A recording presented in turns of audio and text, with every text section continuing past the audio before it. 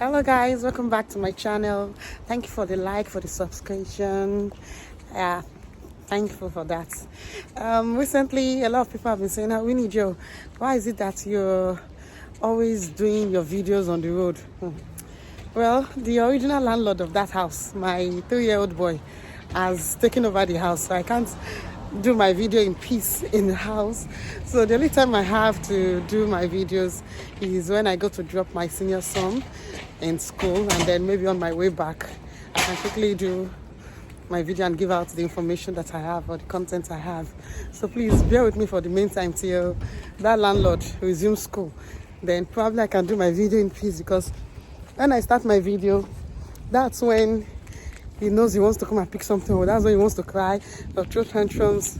You know, these kids. Yeah, so I did a previous video and I had to take it down because some people raised concern. At first, I didn't want to. Oh, sorry, that's the tea they shared in my son's school. So thank God they know that I really need this tea. It's very hot and creamy. So that's why my voice is even clear a little now. So I said, let me quickly make this video. So back to what I was saying, the previous video, people raised concerns about some things I said, so I had to take it down because I didn't want to take it down before. But when I discovered that these people are people that are really genuine and they are really watching out for me, I felt so blessed, so privileged to have such subscribers and such commenters. Thank you so much for watching out for me. I didn't really see things from you guys' perspective initially, but when I came to think about it, I said, so those of you that was able to get the information I had to pass in that video, let me do this my fringe that I've turned to a face cap. The breeze is just too much.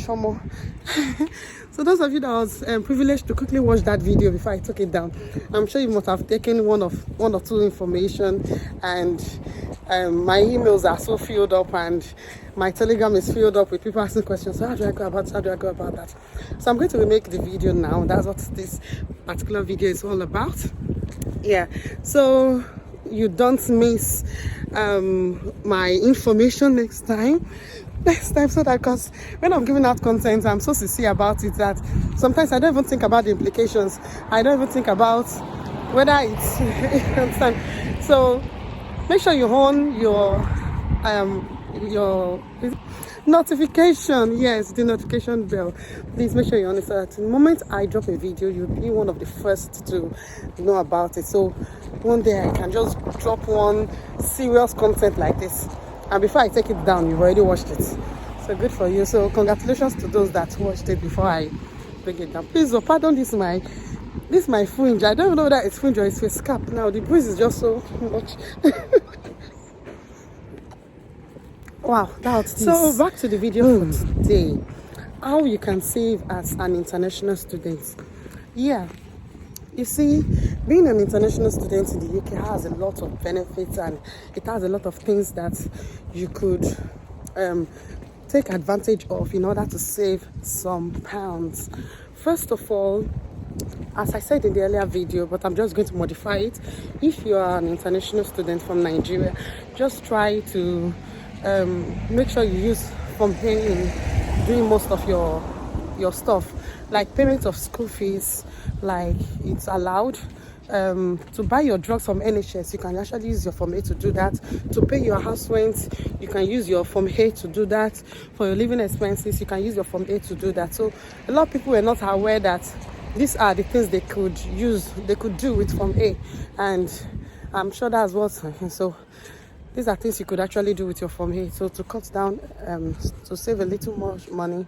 Then secondly, the type of bank account you open matters a lot. Like, for instance, I opened a NatWest account, and in that NatWest account, there's no charges for current accounts or a savings account. There's no charges for it.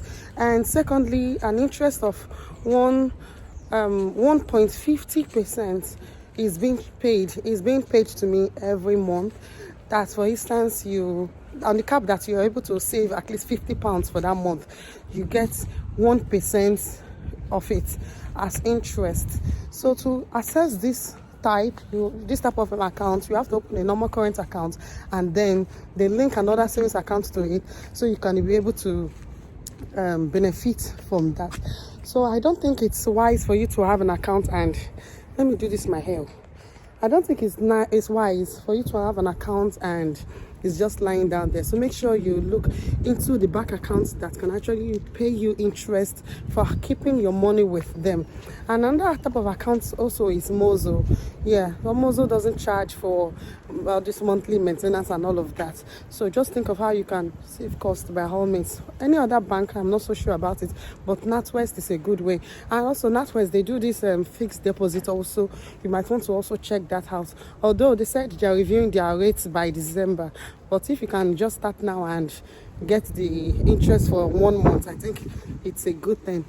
And another way you can actually save, a third way you can save as an international student is to make sure you make use of student websites that give discounts, like your uni days and your students beans. Because you're gonna need your student ID to access most of these discounts, you might not be able to use it for your kids or your spouse. So you on your own, if you want to buy anything like your winter coats, your shoes, your bags, and every other thing, make sure you go check on students' bins. If there's discounts for students, then access it. And you can use more than 1 or 2 vouchers to actually access this. For instance, you want to buy a shoe, a pair of shoes, and then your friend also have a discount code. She's also a student, or he is also a student. You can generate his discount code and you apply his and apply yours. At the end of the day, something that is worth £40, you're paying like £10 because you've applied so many vouchers to it. So it's actually possible. It's done that way too. And another way is to make sure that you sign up on this website. You get the alert, so when any discount is going on, you would be one of the first set to know. This is my hair.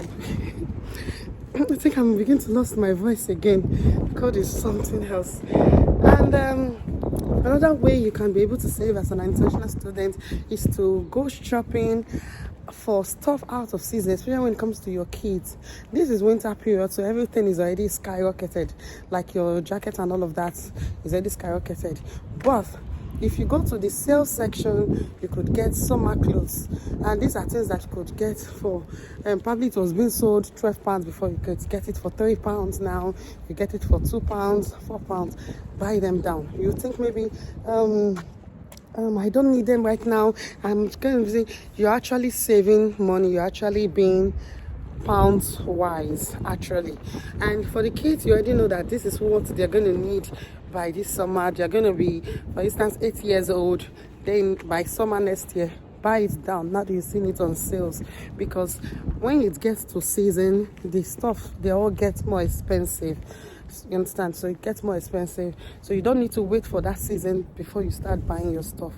Another way you could save as an international student is to try to cut down your transportation cost by accessing your students' discounts on that.